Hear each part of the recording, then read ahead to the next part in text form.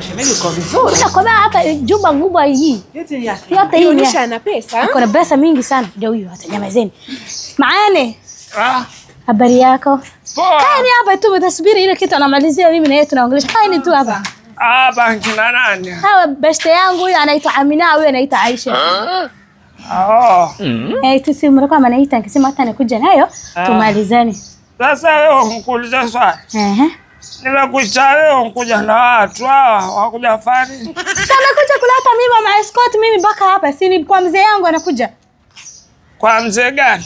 Wewe si mzee yangu tena unanikataa hadharani on spot. Hapatani naangalia waambie tu ondokeni mwende nyumbani alafu ndo tuongee.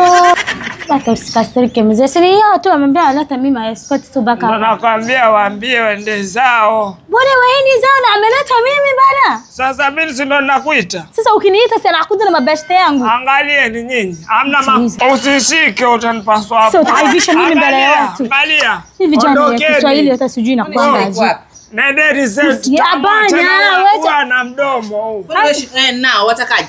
Wasemaje? Wataka kupigana na mimi. Sitaki kupigana, wasema hata juice batia wao hata pesa ya juice hata ya matatu. Mtu anataka kupiga wampa juice.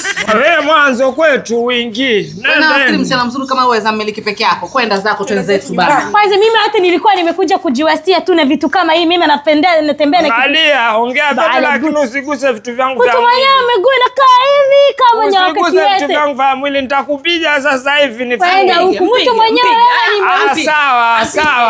Kuja nipige basi wewe ni mwanaume. Kuja. Ndio maana nimekuja na bodyguard zangu. Baala buti wewe. Kunguni wewe. Achana naye mshamba yule. Kunguni wewe.